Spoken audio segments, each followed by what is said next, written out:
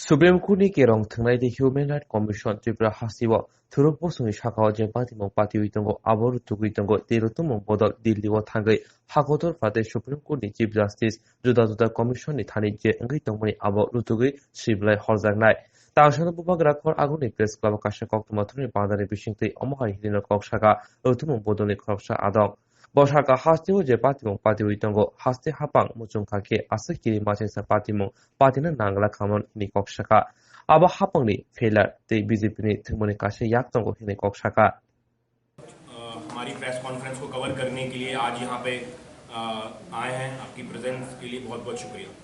आप सब ने देखा कि पिछले कुछ दिनों में त्रिपुरा में और अगरतला के आसपास के कुछ शहरों में, पानी सागर में, रवा बाजार में, नॉर्थ त्रिपुरा में मुस्लिम को टारगेट किया गया और मस्जिदों को नुकसान पहुंचाया गया। कुछ मस्जिदों को आग लगाई गई, कुछ मस्जिदों में तोड़फोड़ की गई और कुछ मुस्लिम कम्युनिटी के घरों में भी तोड़फोड़ की गई और महिलाओं के साथ भी बदतमीजी की गई।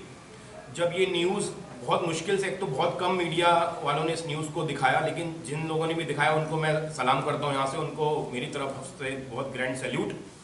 और उन न्यूज़ को देख के फिर जब हमारी टीम ने डिसाइड किया, advocate Amit, advocate Mukesh, advocate Ansar साहब, हम सब ने जब मिलकर डिसाइड किया कि एक फैक्ट फाइंडिंग टीम लेके हम लोग त्रिपुरा जाएंगे। और हम लोग पिछले 3 दिनों से त्रिपुरा में हैं और यहाँ पे आसपास जहाँ पे भी माइनॉरिटी को टारगेट करके उनका नुकसान पहुँचाया गया है, वो हमारी टीम ने वहाँ विजिट किया, वहाँ पे लोगों के स्टेटमेंट रिकॉर्ड किए, उनके वीडियोस बनाए, ऑडियोज लिए और हमने अपनी फैक्ट फाइंडिंग टीम, जो इनिशियल फैक्ट फाइंडिंग टीम है, हमें ये पता पड़ा है कि ये टारगेटेड अटैक था मुस्लिम कम्युनिटी पे और उनके रिलीजियस स्ट्रक्चर पे। एक बहुत ही यूनिक चीज़ यहाँ पे देखने को मिली कि हिंदुस्तान में शुरू से धार्मिक दंगे होते रहते हैं, लेकिन यहाँ पे एक जो चीज़ दिखी कि पैगंबर साहब पे डायरेक्ट टारगेट किया गया और उनके नाम से नारे लगाए गए और बीजेपी के सीनियर लीडर्स, विश्व हिंदू परिषद के सीनियर लीडर्स डायरेक्ट मॉब को लीड कर रहे थे। और एक और यूनिक चीज़ यहाँ पे देखने को मिली कि जेसीबी मशीन भी लेके आए थे मॉब में। जेसीबी मशीन का काम क्या है? किसी रैली अगर कोई ऑर्गेनाइज हो रही है तो जेसीबी मशीन का क्या काम है? और आज आप देख रहे हैं कि कोरोना से हमारा पूरा देश जूझ रहा है, जहाँ पे कोविड गाइडलाइंस भी कोई चीज़ होती है उनका भी वॉयलेशन किया गया। 4,500 से 5,000 लोगों की भीड़ ने वहां पे जुलूस निकाला, लोगों के घर तोड़े, मुसलमानों की मस्जिद को आग लगाई और पुलिस प्रशासन के सामने ये सब हो रहा था। कितने वीडियोस आपने देखे हैं कि पुलिस ऑफिसर्स वहां पे हैं और उनके सामने ही ये दंगे किए जा रहे हैं और पुलिस वहां पे चुपचाप खड़ी हुई है। इतनी बड़ी रैली को अगर परमिशन दी थी, पहली चीज तो कोई ऑन रिकॉर्ड परमिशन हमें नहीं पता पड़ी। हमने जिससे ही बात करी तो हमें ये बताया गया कि ऑन रिकॉर्ड कोई परमिशन नहीं दी थी। परमिशन नहीं दी थी तो जिसने भी रैली निकाली उनके खिलाफ एफआईआर रजिस्टर्ड क्यों नहीं हुई? रैली को रोकने का काम पुलिस ने क्यों नहीं किया?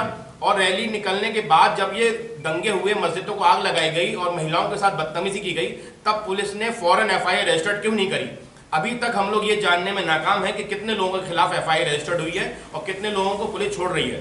त्रिपुरा पुलिस कई बार ये बयान दे चुकी है कि बाहर से कुछ लोग आके हमारे यहाँ की स्टेट का माहौल खराब करना चाह रहे हैं, झूठी खबरें फैला रहे हैं। तो मैं ये, त्रिपुरा पुलिस ने उन बाहर के लोगों के खिलाफ एफआईआर रजिस्टर्ड क्यों नहीं करी? उनको जेल में क्यों नहीं डाला?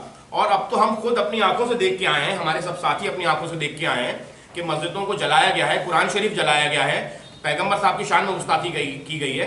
उसमें एफआईआर रजिस्टर्ड क्यों नहीं हो रही अभी तक? और अगर एफआईआर रजिस्टर्ड हुई तो उसकी कॉपी पत्रकार भाइयों के पास होनी चाहिए थी और लोगों को अरेस्ट किया जाना चाहिए था। आज आप सब देखते हैं कि ट्रैफिक वॉयलेशन अगर हम करते हैं तो एक कांस्टेबल वीडियो रिकॉर्डिंग करके बना लेता है कि इन्होंने रेड लाइट जंप किया। तो जब इतना बड़ा ह्यूमन राइट्स वॉयलेशन हो रहा था तो क्या पुलिस ऑफिसर से कैमरे ऑफ हो चुके थे या फिर सरकार से ऊपर से इंस्ट्रक्शन थी उनको कि कैमरे से कोई भी चीज रिकॉर्ड नहीं होगी?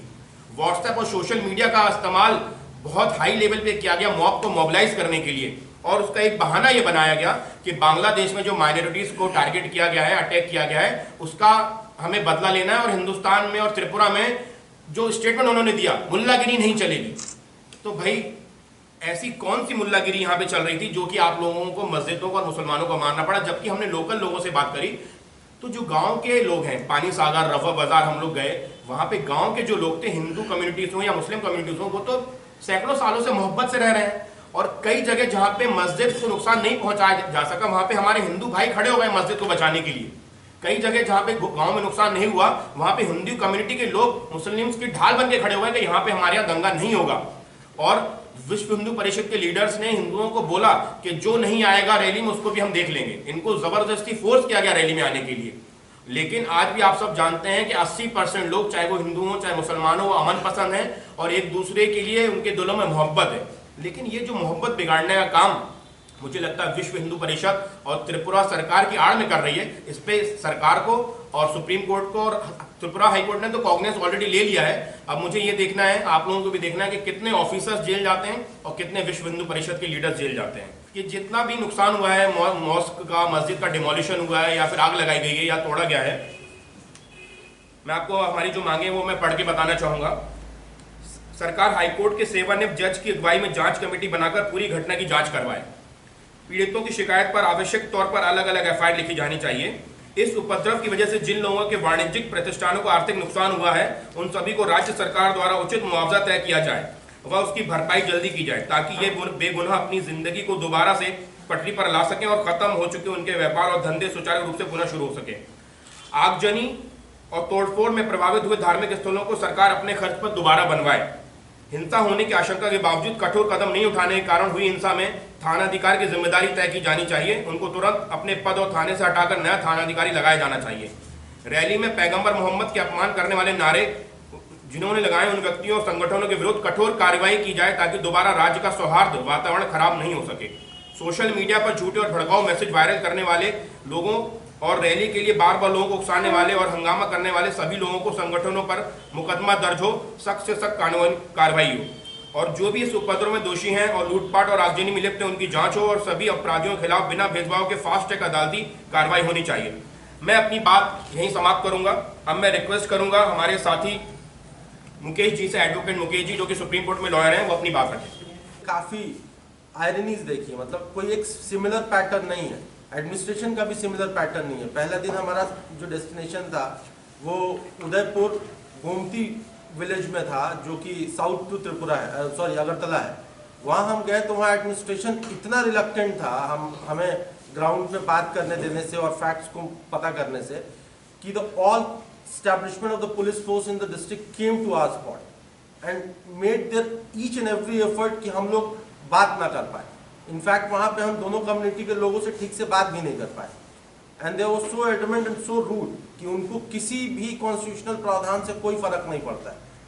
वहाँ मुझे लगा कि I am in A police state, यहाँ पे पुलिस के अलावा दूसरे किसी के पास कोई अथॉरिटी नहीं है। लेकिन फिर जब हम कल विजिट कर रहे थे और कैलाश आरा की डीएम से बात हुई हमारी, तो एक पॉजिटिव रिस्पांस मिला। उन्होंने बताया पूरी चीज़ों को कि उनके डिस्ट्रिक्ट में क्या है और बिल्कुल साफ साफ बताया। And he even called me today morning कि आप लोग सर आ रहे हैं and we would like to arrange for your security and all. तो मुझे ये लगा कि देखिए, एक वही गवर्नमेंट स्टैब्लिशमेंट है, एक वही ऑफिसर है जो कितना मतलब अपने ड्यूटी को लेके कितना मतलब इफेक्टिव है और कितना मन से अपनी ड्यूटी को कर रहा है। और वहीं एक दूसरे डिस्ट्रिक्ट में हमने देखा कि पूरा पुलिस स्टैब्लिशमेंट त्रिपुरा की पूरी छवि को खराब करने पे लगा हुआ है। हम किसी एक कम्युनिटी के नुमाइंदे नहीं हैं, हम दोनों कम्युनिटी से जानना चाहते हैं कि ये कम्युनल टेंशन हो क्यों रही है। इस देश में आज तो कोई दो रिलीजन के लोग साथ नहीं रहने आए, बहुत दिनों से रह रहे हैं और वो लोग यहाँ रह रहे हैं और बहुत शांति से रह रहे हैं। तो आज अचानक क्या हो गया और त्रिपुरा में क्या हो गया कि ये कम्युनल टेंशन फ्लेयर अप करने लगी। तो हमने सोचा कि बात करें। तो उनको इससे भी समस्या है। हिंदुस्तान का नागरिक होने के लिए यहाँ अमेरिका की तरह ड्यूअल सिटीजनशिप तो नहीं है कि मुझे कोई वीज़ा लेना पड़ेगा स्टेट में आने के लिए या कोई परमिशन लेनी पड़ेगी। मैंने चेक भी किया, धारा 144 भी नहीं लगी थी कि मुझे इन्फॉर्म करके जाना हो। उसके बावजूद भी and I was ready to fulfil the state commitments कि मुझे अगर किसी से परमिशन लेनी है, किसी को इन्फॉर्म करना है साइट पर जाने से पहले, दे वाज सो रिलक्टेंट कि उनका ये था कि आप यहाँ से जाइए। और उनको देख के ऐसा लग रहा था कि वो पता नहीं क्या छुपाने की कोशिश कर रहे हैं। तो मैं इस बात को और दोनों कम्युनिटी के माध्यम से यहाँ रखना चाहूँगा। जो भी साइट विजिट्स की तो बहुत अच्छी चीज़ें देखी और कुछ बुरी चीज़ें भी देखी। अच्छी चीज़ें ये देखी कि मैंने पहली बार ये देखा बड़े पैमाने पे मुस्लिम कम्युनिटी के लोग बीजेपी के ऑफिस बेरर हैं। ये काफ़ी एस्टॉनिशिंग था मेरे लिए और सरप्राइजिंग भी था कि मतलब ये दिखने के लिए नहीं मिलता है। लेकिन मैंने देखा कि कल एक पानी सागर में एक गाँव था रोआ, वहाँ हम लोग गए। वहाँ जो माइनॉरिटी सेल के जनरल सेक्रेटरी थे वो आए थे हमसे मिलने और वो बीजेपी माइनॉरिटी सेल के जनरल सेक्रेटरी थे। वो 1800 किलोमीटर के आसपास दूर बैठे थे और हमें लगा कि यहाँ कुछ ऐसा हो रहा है जिससे पूरे हिंदुस्तान को खतरा है। तो हमने ये टीम बनाई जो आपके सामने है, जिसका परिचय आप लोग ऑलरेडी एक्शन भाई दे चुके हैं। तो हमें लगा कि इसको एड्रेस करना चाहिए, क्योंकि इसमें हमको एक प्रोग्राम दिखा, एक पैटर्न दिखा। ये पैटर्न हम ऑलरेडी MP UP में देख चुके हैं, जिस पैटर्न में एक पूरी भीड़ को पूरे साल 2 साल तैयार किया जाता है, उनको भड़काया जाता है, उनके अंदर एंटी अदर कम्युनिटी सेंटिमेंट जगाया जा रहा है कि जैसे ये देश सिर्फ किसी एक कम्युनिटी का है और धार्मिक आइडेंटिटी के हिसाब से ही इस देश में आदमी को जगह मिलेगी। जो किसी एक पर्टिकुलर धार्मिक आइडेंटिटी का होगा उसको बड़ी जगह मिलेगी, बाकी लोग जो दूसरी धार्मिक आइडेंटिटी को उनको छोटी जगह मिलेगी। तो ये पैटर्न हमें आपके जरिए न्यूज़ चैनल्स पे, सोशल मीडिया चैनल्स पे दिखा कि ये शायद वही हो रहा है। जब हमने दंगे देखे और मॉब का वो नारेबाजी देखी, जो पहली बार नहीं है, हम मध्य प्रदेश भी जा चुके हैं, वहाँ भी देखा हमने, सेम पैटर्न था, सेम तरह से लोग बातें कर रहे थे, सेम वही भड़काऊ नारे बना रहे थे जो कि ग्राउंड पे नहीं बनाए जा सकते। वो काफ़ी क्रिएटिव नारे हैं जो बैठ के किसी कॉन्फ्रेंस रूम में या किसी मीटिंग रूम में बैठ के तय किए गए और तब जाके ज़मीन पे लगाए जा रहे हैं। तो इसके लिए आप लोगों का बहुत बहुत शुक्रिया कि आप लोग ने ये बात पूरे देश में फैलाई, जिसके चलते आज हम यहाँ हैं और देख पा रहे हैं कि एग्जैक्टली हो क्या रहा है। अपनी बात रखने से पहले मैं अपना परिचय देना पसंद करूँगा। मैं एक वकील हूँ, एडवोकेट, और मैं दिल्ली में प्रैक्टिस करता हूँ और मेरा रुझान ह्यूमन राइट के मामलों में काफ़ी रहता है, तो इसलिए आप समझ सकते हैं कि यही मेरा प्रैक्टिस एरिया है। इसके अलावा मैं लेबर ऑर्गेनाइजेशन है all India central council of trade unions, उसका मैं दिल्ली स्टेट कमेटी का मेंबर हूँ और communist party of India Marxist Leninist का मैं मेंबर भी हूँ। मैं वहाँ दिल्ली में एक्टिव हूँ, पॉलिटिकली भी। तो ये मैसेज मैं क्लियर कर देना चाहता हूँ कि मैं पॉलिटिकली भी लिंक्ड हूँ, कि आप मेरी बात को ठीक से समझ सकें।